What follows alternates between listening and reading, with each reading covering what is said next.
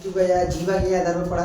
फिर हमने बताया था आपको मुख विवर के खुलने के आधार पर स्वर के भेद। मुख विवर के खुलने के आधार पर स्वर के भेद कितने थे आपके? ये आपके चारों भेद थे।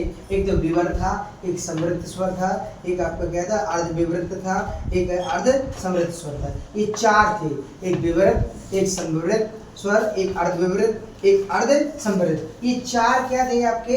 जी आपके उसके आधार पर थे, किसके? मुख विवर के आधार पर। किसके आधार पर? मुख विवर के आधार पर ये क्या थे? स्वर के भेद थे ये चारों। अब विवृत के अंतर्गत कौन कौन से स्वर आएंगे, कौन कौन से आप पढ़ेंगे, उसके बारे में ध्यान देना है। विवर मतलब गुण का मुख क्या होता है? बड़ा होता है। क्या होता है? बड़ा होता है। जैसे बेस्वर जिनके उच्चारण में मुख क्या होता है? मुख सबसे बड़ा खुलता है, उन्हें क्या होते हैं? विवृत स्वर कहते हैं। क्या कहते हैं? मुख।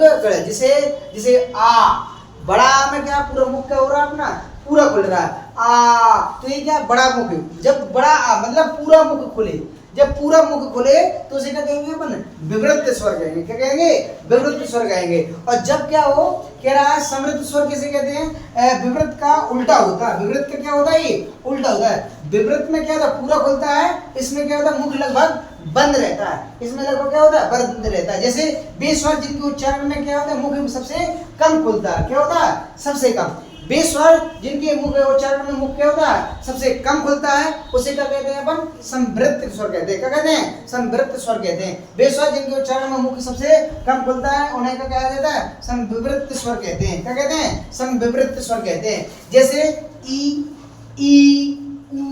उ, इसमें आपका मुख क्या है? कम खुल रहा है, बिल्कुल नाम मात्र का खुल रहा है। इसका मतलब क्या है? मुख लगभग क्या है? बंद है। जैसे ई उ, इसमें मुख कहाँ खुल रहा है? नहीं खुल रहा है ना। और आ तो उसमें क्या पूरा क्या कर रहा है? आपका क्या है? मुख का खुल रहा है। जब आपका मुख का हो पूरा खुले उसे विवृत स्वर कहा जाता है। जिसमें कम स्वर खुले जिसे संवृत्त स्वर कहते हैं। इसमें खुले ही ना कुछ मात्र, मतलब मुख लगभग क्या होना चाहिए? बंद होना चाहिए, उन्हें क्या कहते हैं? संवृत्त स्वर कहते हैं। अब आ जाए अर्ध विवृत स्वर किसे कहते हैं? अर्ध विवृत स्वर किसे कहते हैं? वे स्वर होते हैं जिनके उच्चारण में मुख द्वार क्या होता है? मुख द्वार आधा खुलता है। क्या होता है? आधा खुलता है, उसे क्या कहते हैं? अर्ध विवृत स्वर कहते हैं। जिसमें अपना मुख क्या होता है? आधा खुलता है, उसे अर्ध विवृत स्वर कहते हैं। जैसे ए, क्या आपके आधा खुला? ए ओ आ जी क्या है? मुख आधा खुलता है, इनसे क्या होते हैं? आधे खुलते हैं। ए ओ ए आओ, इनसे क्या होते हैं? आपके मुख क्या होता है? आधा खुलता है। जब अर्ध विवृत स्वर में बे स्वर होते हैं जिनसे मुख क्या होता है? आधा खुलता है, उन्हें क्या कहते हैं अपन? अर्ध विवृत स्वर। अब आ जाए अर्ध क्या होता है? अर्ध समृद्ध स्वर। याद आ जाए अर्ध समविवृत स्वर, तो क्या कहेंगे आप? उसकी डेफिनेशन, वे स्वर जिनके उच्चारण में मुख क्या होता है? आधा क्या होता है? बंद होता है। आधा क्या होता है? बंद होता है, उन्हें क्या कहते हैं अपन? अर्ध संवृत्त स्वर कहते हैं। क्या कहते हैं? अर्ध संवृत्त स्वर कहते हैं। जैसे ए और ओ, ए और ओ, ये क्या है आपके? ये आपके हैं अर्ध संवृत्त स्वर के हैं। ये कौन से भेद के हैं? आपको उदाहरण अर्ध संवृत्त स्वर के क्या है? उदाहरण है ए और ओ। ये क्या है आपके? आपने ये सब के स्वर के क्या है? ये सब प्रकार पढ़ लिए। स्वर के आपने क्या पढ़ लिए? प्रकार पढ़ लिए। पहला आपने प्रकार स्वर का पक्का पढ़ा था रचना या बनावट की दृष्टि से। कितने भेद थे? 3 भेद थे। आपने वो पढ़ लिए थे पिछली क्लास में, जिसने नहीं पढ़ा है वो देख सकता है। और फिर आपने पढ़ा था मात्रा के आधार पर, फिर आपने अभी पढ़ा है आपने होंठ के आधार पर पढ़ा, फिर आपने क्या पढ़ा है? आपके मुख विवर के स्वर के आधार पर पढ़ा। ये सब क्या है आपने? फिर पढ़ा आपने जीवा के आधार पर स्वर पढ़े, ये सब क्या 5 पढ़ा है। जी आपके जो थे जी थे क्या? मुख विवर के आधार पर थे। ये क्या थे? आपके 4 भेद थे। आप यहाँ से आपको यदि स्वर के से आपको क्वेश्चन आ रहे हैं, इससे आपको क्या है? आप इससे बाहर नहीं जाए किसी भी एग्जाम में। आप किसी भी एग्जाम में यदि आप बैठेंगे तो आपके स्वर से कहीं भी आपके एग्जाम में आपको बाहर नहीं जाएगा। इस प्रकार से आपसे क्वेश्चन किसी भी प्रकार से आपसे पूछ दिया जाए। जैसे आपका ये कहा जाए कि आपका ये उदाहरण आपका है आ, ये बी नंबर में, ए में है आपका छोटा बड़ा, सी में ई, डी में है आपका ए। ये आपके एग्जाम्पल दिए गए हैं। ये कह दिया जाए कि जीवा के आधार पर मध्य स्वर का उदाहरण कौन सा है? जीवा के आधार पर मध्य मध्य स्वर का उदाहरण क्या है? तो आप क्या बताएंगे इसका आंसर? अब कौन सा है इसका एग्जाम्पल? तो कहेंगे छोटा। क्या आएगा? छोटा। इस प्रकार से आपसे ऑप्शन में पूछ दिया जाता है, जिससे आपको क्या करना पड़ता है? आंसर देना पड़ता है। क्या करना पड़ता है? आंसर देना पड़ता है। इस प्रकार से आपको करना है, हल करना है। इसी प्रकार से एग्जाम्पल आ रहे हैं, किसी भी क्वेश्चन आ रहे हैं आपके पेपरों में, एग्जाम में किसी भी पेपर में बैठे हैं आप, तो इसी प्रकार से आपको हल करना है स्वर से। अब पढ़ेंगे अपन व्यंजन। आपने स्वर पढ़ लिया, जिस स्वर को अपन क्या बोलते थे? अच कहा जाता था। अब स्वर कितने होते थे हिंदी में आपको बताया गया है। जिसको नहीं पढ़ा है वो क्या कर पढ़ सकता है? पिछली क्लास में पढ़ सकता है। अब आपको व्यंजन के बारे में बता रहे हैं। व्यंजन क्या है? आपके व्यंजन कितने प्रकार से हैं, कौन कौन से हैं, और कितनी उनकी कितनी संख्या होती है, उसमें आपको सब कुछ क्या करना है? आपको पढ़ना, देखना है। अब हम कितने प्रकार से होते हैं, कितने उसके प्रकार हैं। रचना आपने बनावट की दृष्टि से पढ़ लिया है, आपने क्या मात्रा की दृष्टि से पढ़ लिया है, आपने ये सभी क्या कर पढ़ लिए? स्वर पढ़ लिए हैं। जितने भी 5 प्रकार के थे, 5 प्रकार से क्या। अब आप एग्जाम में कैसे पूछ देता है, उस स्वरों के बारे में आपको पढ़ना है। जैसे कोई भी एग्जाम में आपसे यदि स्वर के बारे में पूछ दिया, कौन कौन से स्वर हैं आपके, जैसे अर्ध स्वर। यदि कहा जाए कि अर्ध स्वर क्या है, कौन कौन से अर्ध स्वर होते हैं, आप बोलेंगे या और वाह। क्या बोलेंगे? या और वाह। ये सब क्या है? अर्ध स्वर होते हैं। ये सब क्या है? ये अर्ध स्वर है, जो आपको या और वाह है। किसके अनुसार है ये अपने डॉक्टर भोलानाथ तिवारी के अनुसार है। किसके अनुसार? ये डॉक्टर भोलानाथ तिवारी के अनुसार इन्हें बताया है कि या और वाह ये क्या है आपके जी क्या है? अर्ध स्वर है। इन्हें अर्ध स्वर कहा जाता है। क्या कहा जाता है? अर्ध स्वर। यदि क्वेश्चन में पूछ दिया कि अर्ध स्वर क्या है, तो आप बोलेंगे या और वाह है। यदि आपसे पूछ दिया कि प्राकृतिक स्वर, क्या कहा दिया? प्राकृतिक स्वर कौन से है, आप बोलेंगे आ और छोटी ई, छोटा ऊ। यदि आपसे पूछा गया कि आपके प्राकृतिक स्वर कौन है, छोटा आ, छोटी ई और छोटा ऊ, ये क्या है? आपके प्राकृतिक स्वर है। ये क्या है? प्राकृतिक स्वर है। यदि कह दिया कंठे स्वर क्या है, कंठ स्वर कौन से हैं, यदि आपसे पूछ दिया कंठ स्वर कौन कौन से, आप बोलेंगे कौन कौन से? आ और बढ़ाया। कौन कौन से? आ और बढ़ाया। ये कौन कौन से स्वर हैं? ये सब क्या है? कंठ स्वर है। ये आ और बढ़ाया। यदि कहा तालुक के स्वर कौन से, तालुक के स्वर कौन कौन से हैं, आपसे यदि पूछ दिया जाए तो आप बोलेंगे, क्या बताएंगे? छोटी और बड़ी। क्या है? तालुक के स्वर है। कौन कौन से? तालुक के स्वर है। ये छोटी ई और बड़ी ई क्या से? तालुक स्वर। बाकी छोटी ई और बड़ी ई को स्त्रीलिंग में रखा गया है। यदि कहा जाए कौन से ऐसे स्वर है जो स्त्रीलिंग में रखे गए हैं, तो छोटी ई और बड़ी ई को आपको क्या है? स्त्रीलिंग में रखा गया है। तालुक में स्वर कहलाते हैं छोटी ई और बड़ी ई। यदि कहा है मूर्धन्य, यदि कहा जाए स्वर कौन सा है, तो री है।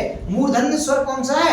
री है। यदि आपसे क्वेश्चन में पूछ दिया जाए कि मूर्धन्य स्वर कौन सा है, तो आप क्या बताएंगे? री है। ये आपकी क्या है? मूर्धन्य स्वर है। यदि कहा जाए ओष्ठ्य स्वर कौन से है, छोटा ऊ और बड़ा ऊ है। यदि कहा जाए ओष्ठ्य स्वर कौन कौन से है, तो आप बोलेंगे छोटा ऊ और बड़ा ऊ है। यदि आ जाए कंठ ओष्ठीय स्वर आ जाए, कंठ ओष्ठीय स्वर आ जाए, तो आप बोलेंगे ओ और आओ। यदि आ जाए कंठ ओष्ठीय स्वर आ जाए, तो आप क्या बोलेंगे? ओ और आओ। ओ और आओ क्या है आपके? कंठ ओष्ठीय स्वर है। यदि आ जाए कंठ तालुक स्वर आ जाए, कंठ तालुक स्वर आ जाए, तो बोलेंगे ए और आय है। ए और आय, ये आपके कंठ तालुक स्वर होते हैं। क्या होते हैं? कंठ तालुक स्वर होते हैं। कौन कौन से? ए और आय। यदि आ जाए उदासीन स्वर या केंद्रीय स्वर, तो आ को बोलते हैं। यदि क्वेश्चन में ये आपसे पूछ दिया जाए कि केंद्रीय स्वर किसे कहते हैं, उदासीन स्वर क्या किसे कहते हैं, आप क्या बताएंगे? आ को। क्या है आपका? आ है। उदासीन स्वर, केंद्रीय स्वर कौन सा है? आ है। यदि आपसे कह दिया जाए अपभ्रंश में, अपभ्रंश में कितने स्वर होते हैं, मौजूद हैं, कितने हैं? 8। यदि अपभ्रंश में कितने स्वर मौजूद हैं, तो कितने? 8 हैं। कौन कौन से हैं? छोटा, बड़ा, छोटी, बड़ी, छोटा ऊ, बड़ा ऊ, ए और ओ। ये सब क्या है? अपभ्रंश स्वर के अंतर्गत आते हैं, जो आपके क्या है कि ये उदाहरण है। यदि आपके ऑप्शन में कैसे पूछ सकता है वो, ये पूछ देता है। जैसे आपका ऑप्शन क्या है? ए में लिख दिया छोटा, बी में लिख दिया बड़ा, और सी में लिख दिया ई, और आपका डी में लिख दिया री। ये आपको क्वेश्चन दिया गया है, आप उसने पूछ दिया अपभ्रंश स्वर में कौन सा स्वर नहीं आता है। क्वेश्चन में यदि कह दिया कि अपभ्रंश स्वर में कौन सा स्वर अंतर्गत नहीं आता है, तो आप क्या आंसर ऑप्शन लगाएंगे? तो क्या है? डी, क्योंकि री आपका क्या है? अपभ्रंश स्वर के अंतर्गत नहीं आता। इसलिए आपको ध्यान देना है कि अपभ्रंश स्वर में कितने स्वर होते हैं, तो कौन से? 8 होते हैं। कौन कौन से? आ, बड़ा ई, बड़ी, छोटा ऊ, बड़ा ऊ, ए, ओ, ये सब क्या है अपभ्रंश स्वर है। यदि क्या है अर्ध स्वर कहा जाए या वाह है, किसके अनुसार? डॉक्टर भोलानाथ तिवारी के अनुसार। ये इसके उदाहरण है कोआ है, को है, जी सब क्या है उदाहरण है उसके। यदि आ जाए प्राकृतिक स्वर कौन कौन से है, तो आप बोलेंगे आ, ई, उ, ये सब क्या है प्राकृतिक स्वर है। यदि कहा जाए कंठे स्वर कहा जाए तो छोटा और बड़ा ई क्या है कंठे स्वर है। यदि आ जाए तालों पे स्वर आ जाए ई और बड़ी क्या है तालों पे स्वर है। पर ये इसे इन दोनों स्वरों को किस में रखा गया? स्त्रीलिंग में रखा गया है। यदि आ जाए मूर्धन्य स्वर कौन से है, तो री है। और ओष्ठ्य स्वर कौन से है? छोटा ऊ और बड़ा ऊ है। कंठ ओष्ठीय स्वर कौन से है? ओ और आव है। कंठ ओष्ठीय स्वर कौन से है? ओ और आव है। यदि कंठ तालों पे स्वर आ जाए तो ए और आ है। कंठ तालों पे स्वर आ जाए ए और आ है। यदि आ जाए उदासीन स्वर या केंद्रीय स्वर आ जाए तो आ है। यदि आ जाए अपभ्रंश में कितने स्वर मौजूद होते हैं, तो आप क्या बोलेंगे? 8। कौन कौन से? आ, बड़ा, ई, बड़ी, छोटा ऊ, बड़ा ऊ, ए और ओ, ये सब क्या है अपभ्रंश में कितने स्वर मौजूद हैं, ये आपके। इस प्रकार से यदि आप स्वर से पूछा जाएगा, इसके अंतर्गत आपके सभी स्वर आपने पढ़ लिए हैं। कैसे कैसे क्वेश्चन बनाएगा आपको सब बता दिए। अब चल रहे हैं व्यंजन की ओर। हाँ देखो, आपने स्वर पढ़ लिए हैं, आपने पूरा स्वर को आपने अच्छी तरह समझ लिया है। स्वर किस किस प्रकार के होते हैं, कौन कौन से होते हैं, वो आपने स्वर से पढ़ लिया है। स्वर कितने प्रकार के होते हैं, उनकी संख्या सब कुछ पढ़ लिया है। अब पढ़ रहे हैं फिर व्यंजन। व्यंजन क्या कहलाता है, व्यंजन किसे कहते हैं, उसको ध्यान देना है। व्यंजन किसे कहा जाता है? व्यंजन उसे कहते हैं कि जिन वर्णों का उच्चारण स्वरों की सहायता से लेकर किया जाता है। स्वरों की सहायता लेकर किया जाता है, उन्हें क्या कहा जाता है? व्यंजन कहा जाता है। क्या कहा जाता है? व्यंजन कहा जाता है। जो स्वरों की सहायता से बोले जाते हैं उनको क्या कहते हैं? व्यंजन कहा जाता है। जो स्वरों की सहायता से बोले जाते हैं उन्हें व्यंजन कहा जाता है। व्यंजनों की यदि संख्या कहा जाए कि मूल संख्या कितनी है, तो कितनी है? 33 है। यदि व्यंजनों की संख्या यदि आपसे पूछा जाए तो कितनी है? 33 है। व्यंजन की क्या है? व्यंजन को अपन क्या बोलते थे संस्कृत में? हल कहा जाता था। क्या कहा जाता था? हल कहा जाता था। और स्वर को कहा जाता था अच। क्या कहा जाता था? अच कहा जाता था। स्वर को अच कहा जाता था, व्यंजन को हल कहा जाता था। हल यदि हलों की संख्या, हल की संख्या कितनी, मतलब व्यंजन की संख्या कितनी है, तो 33 है। यदि कहा जाए व्यंजन में आपका क्या है? स्पर्श व्यंजन। यदि स्पर्श व्यंजन की संख्या कितनी है? 25। यदि स्पर्श व्यंजन की संख्या यदि आपसे पूछा जाए तो कितनी बनाएंगे आप? 25 बनाएंगे। यदि मूल संख्या यदि कहा जाए कि कुल कितनी संख्या आपकी व्यंजन की है, तो आप बताएंगे 33। कितनी? 33। अब स्पर्श व्यंजन यदि 25 है, पर स्पर्श व्यंजन किसे कहते हैं? यदि आपसे पूछा दिया जाए कि स्पर्श व्यंजन की संख्या कितनी है, आपकी क्या है? 25। तो स्पर्श व्यंजन किसे कहते हैं आप बताइए। स्पर्श व्यंजन जिन व्यंजनों के उच्चारण के समय जीभ, किसका? जीभ, जीभ मुख के किसी न किसी हिस्से को छूती है। क्या करती है? स्पर्श माने क्या होता है? छूती, छूना। क्या होता है? छूना। स्पर्श माने क्या होता है? छूना। तो क्या है स्पर्श माने छूना, मतलब स्पर्श करती है। जिन व्यंजनों के उच्चारण के समय जीभ मुख के किसी न किसी हिस्से को छूती है, तो उन्हें क्या कहा जाता है? स्पर्श व्यंजन कहा जाता है। क्या कहा जाता है? स्पर्श व्यंजन कहा जाता है। इसको एक और नाम से जानते हैं। क्या जानते हैं अपन? उदित। क्या जानते हैं? उदित व्यंजन के नाम से। किसे जानते हैं? उदित व्यंजन के नाम से इसको जाना जाता है। स्पर्श व्यंजन को और क्या कहते हैं अपन? उदित व्यंजन के नाम से भी जाना जाता है। यदि कहा उदित व्यंजन का की संख्या कितनी है? 25। स्पर्श व्यंजन की संख्या 25। स्पर्श व्यंजन किसे कहते हैं? कि मुख का जो कहा जाए कि जिन व्यंजनों के उच्चारण के समय जीभ मुख की किसी ना किसी हिस्से को छूती है, किसी ना किसी हिस्से को स्पर्श करती है, उसी को क्या कहते हैं अपन? स्पर्श व्यंजन कहा जाता है। अब स्पर्श व्यंजन की संख्या यदि कहा जाए तो कितनी होती है? 25। स्पर्श व्यंजन की संख्या 25, उदित व्यंजन की संख्या 25। इस प्रकार आ जाए कंठ है। अब जो स्पर्श व्यंजन है इनको कितने भागों में बांटा गया है, तो आपको बता दे रहे हैं। जैसे पहला भाग है आपका किसके? कंठ व्यंजन। अब कंठ व्यंजन के अंतर्गत कौन कौन से व्यंजन आएंगे? कंठ व्यंजन के अंतर्गत कौन कौन से व्यंजन आएंगे उसके बारे में पढ़ेंगे। पर कंठ क्या कहलाता है? कंठ व्यंजन, उसके बारे में पढ़ो। कह रहा है जिन वर्णों को उच्चारण करते समय जीभ का पिछला भाग, कह रहा है जिन वर्णों को उच्चारण करते समय जीभ का पिछला हिस्सा या भाग हमारे कंठ को छूता है, उन्हें क्या कहते हैं? कंठीय व्यंजन कहते हैं। जब हमारे जीभ का जो पिछला हिस्सा होता है हमारे कंठ को क्या कहते हैं? कंठ को छूता है, उसे क्या कहते हैं? कंठीय व्यंजन कहा जाता है। क्या कहा जाता है? कंठीय व्यंजन कहा जाता है। यदि कहा जाए कंठीय व्यंजन कौन है आपके, का, खा, गा, घा, अड़ा, ये क्या है आपके जी, सब क्या है आपके जी, आपके व्यंजन है, क्या है या तो क्या है का, खा, ये सब क्या है आपके व्यंजन है। वो कौन से, कंठ व्यंजन, कौन से कंठ व्यंजन है। कंठ व्यंजन के अंतर्गत ये आपके क्या है, ये सभी क्या आ जाते हैं जी, क्या आते हैं वर्ण आते हैं, का, खा, गा, ये सब क्या है आपके कंठ व्यंजन के अंतर्गत आएंगे आप। अब आ जाए आपका यदि कहा जाए तालुब्य व्यंजन, तालु जो आपकी तालु होती है, जो जीभ के ऊपर होता है, ये आपकी क्या है तालु होती है।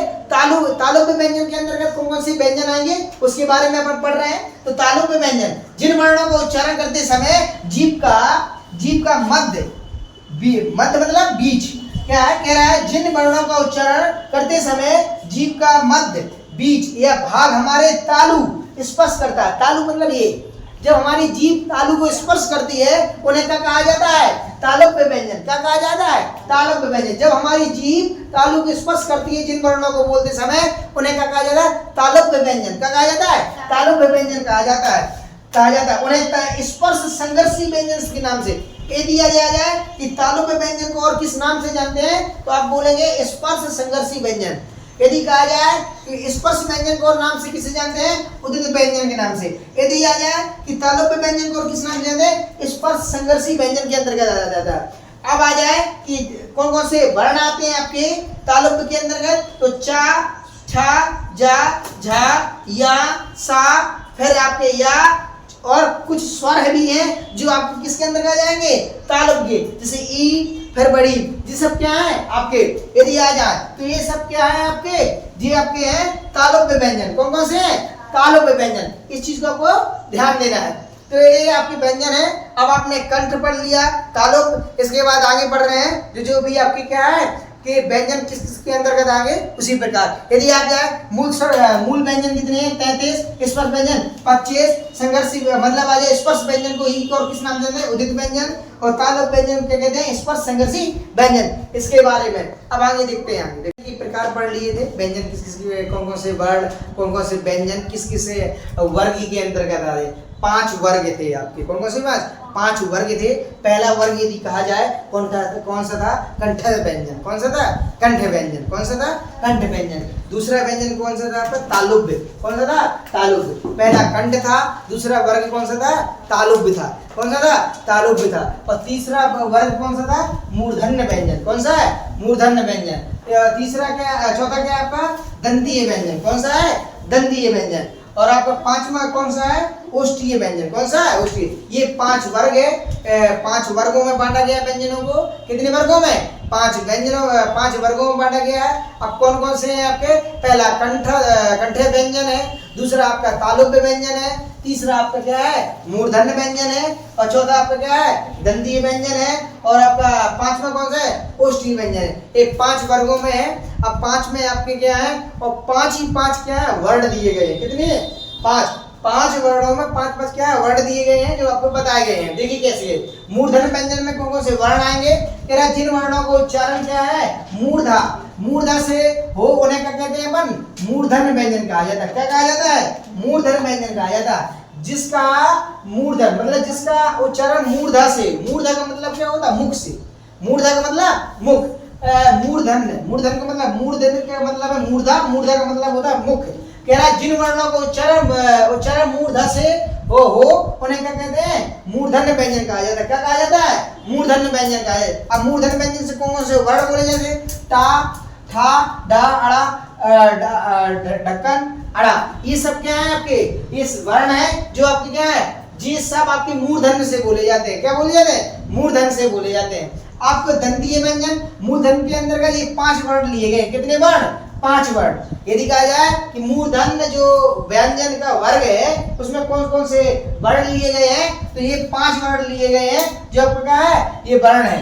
आगे कौन सा है, दंतीय व्यंजन। कौन सा है, दंतीय व्यंजन। अब दंतीय व्यंजन के अंदर कौन कौन से लिए गए हैं, आप क्या बताएंगे, जिन वर्णों को उच्चारण करते समय क्या होता है, जीभ का अग्र मतलब आगे का भाग हमारे ऊपर के दांतों को स्पर्श करता है, उन्हें क्या कहते हैं, दंतीय व्यंजन। क्या कहा जाता है, दंतीय व्यंजन। जिन वर्णों को उच्चारण करते समय जीभ का अग्र मतलब आगे का भाग हमारे दांतों को स्पर्श करता है, उन्हें क्या कहा जाता है, दंतीय व्यंजन कहा जाता है। क्या कहा जाता है? दंतीय व्यंजन। जैसे ता, था, दा, धा, ना, ये सब क्या है आपके दंतीय व्यंजन के अंदर आ जाएंगे। कितने व्यंजन के अंदर? दंतीय व्यंजन। कितने होते हैं? 5 होते हैं। कितने होते हैं? 5। अब 5 वर्ग 5 है, तो इसलिए आपके स्पर्श व्यंजन के अंदर आ जाएगा 5। स्पर्श व्यंजन को कितने भागों में बांटा गया? 5। एक आपका कौन सा था? आपका पहला भाग कौन सा था? आपका कौन सा? कंठस्थ व्यंजन। कौन सा था?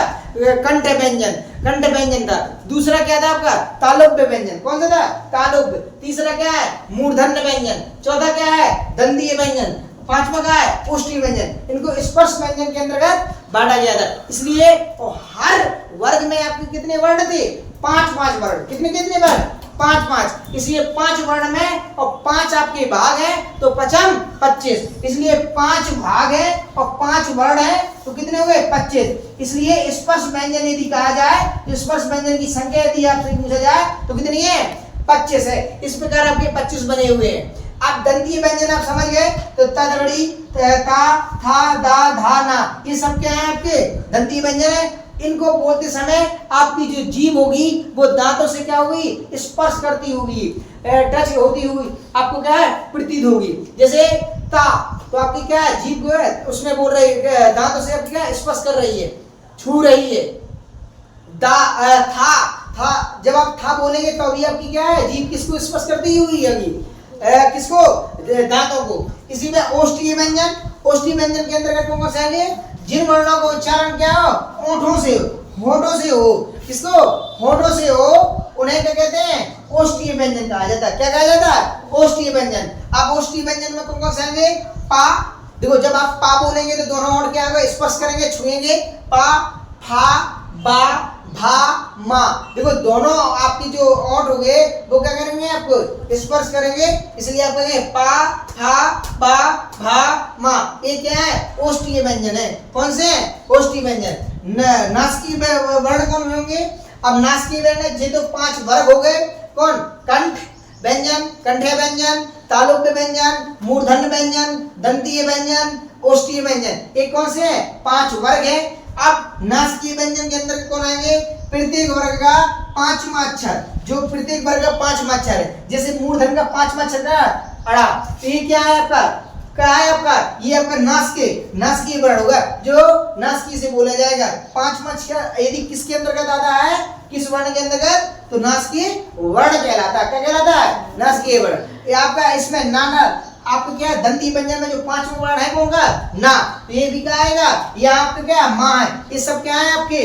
ये नासिकीय वर्ण कहलाते हैं। किसी भी वर्ग का जो 5वां वर्ण होगा, किसी भी वर्ण का जो 5वां वर्ण होगा वो क्या होगा? नासिकीय वर्ण कहलाएगा। कौन सा कहलाएगा? नासिकीय वर्ण कहलाएगा। किसी भी वर्ण, वो कंठ व्यंजन का हो, तालुब्य व्यंजन का हो, मूर्धन्य व्यंजन का हो, चाहे दंतीय व्यंजन का हो, चाहे ओष्ठीय व्यंजन का हो, 5वां जो वर्ण होगा वो क्या कहलाएगा आपका? वो नासिकीय वर्ण कहलाएगा। कौन है? नासिकीय व्यंजन। अब कौन कौन से? जी आपके सब वर्ण दिए गए हैं जो क्या है? नासिकीय व्यंजन के अंतर्गत आएंगे। इसी प्रकार आपको याद करना है कितने होते हैं। ये व्यंजन के प्रकार है। अब व्यंजन से क्वेश्चन कैसे पूछे जाते हैं आपको बता रहे हैं, किस प्रकार से एग्जामों में आपको क्वेश्चन दिए होते हैं। इस तरीके आपको याद करना। देखिए आपने अभी व्यंजन के प्रकार पढ़ लिए, कितने वर्गों में आपने बांटा है उसको व्यंजन को। अब आप हम पढ़ रहे हैं प्रश्नों में कैसे पूछा जा सकता है। जैसे कंठ व्यंजन, कंठ व्यंजन में आपके आ जाएगा आहा, हा। ये आपके 2 वर्ण आएंगे। जिससे आपके क्या है? आहा में जो 2 बिंदी लगी रहती है उसे क्या कहते हैं? अपन विसर्ग कहा जाता है। क्या कहा जाता है? विसर्ग कहा जाता है। ये आहा। अब उसी ये तालुब्य व्यंजन, तालुब्य व्यंजन में कौन कौन से वर्ण आएंगे? ये सा, या।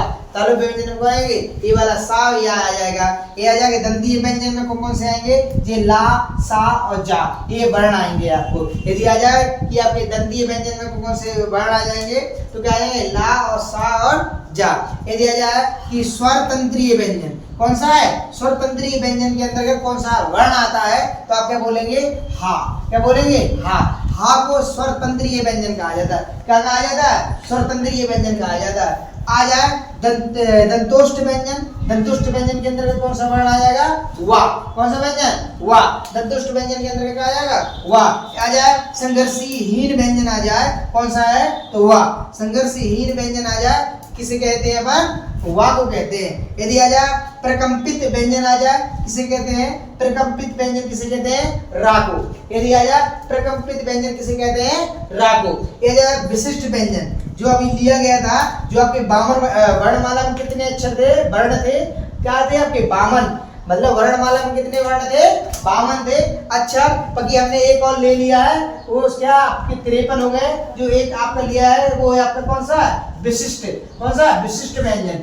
इसलिए क्या, विशिष्ट व्यंजन। अब विशिष्ट व्यंजन के अंदर कौन सा वर्ण आएगा, ये आपका विशिष्ट व्यंजन है। इस प्रकार आपको विशिष्ट व्यंजन को लिखा जाता है। यदि आ जाए असंगत व्यंजन, क्या जाए, असंगत व्यंजन को ही अपन क्या बोलते हैं, अयोग वाह्य व्यंजन। असंगत व्यंजन को कहते हैं अयोग वाहक व्यंजन। जी आपका अयोग वाहक व्यंजन या असंगत व्यंजन के अंदर क्या आ जाएगा, अंग और आहा, अंग और आहा।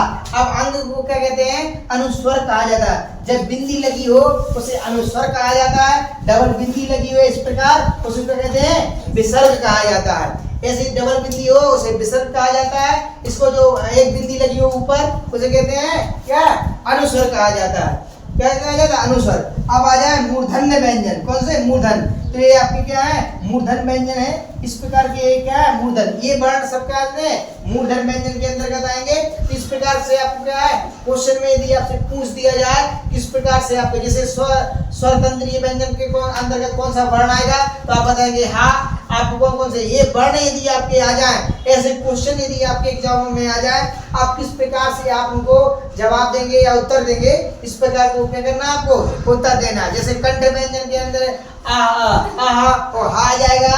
आपको तालव्य व्यंजन के अंदर क्या आएगा, सा और या आ जाएगा।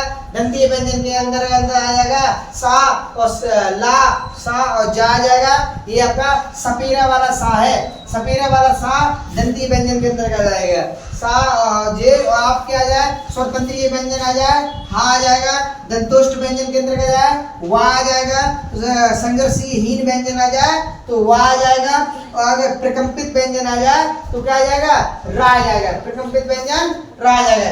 इस प्रकार यदि आपसे क्वेश्चन पूछ रहे हैं, किसी भी एग्जाम में यदि आपसे पूछा जा रहा है, आप किस प्रकार से आपको जवाब देना है या उत्तर देना है, आप दे सकते हैं। अब आपने क्या किया, आपने वर्णमाला के स्वर पढ़े, व्यंजन पढ़े, तो जो कुछ और रह गया है आप उसी प्रकार से क्या करेंगे, पढ़ाएंगे। अब देखना अगली क्लास में, अगले संडे को आपको अगली क्लास ली जाएगी। इसी प्रकार आपको बेसिक तरीके से आपको हिंदी पढ़ाई जाएगी। अब देखते हैं हम आगे।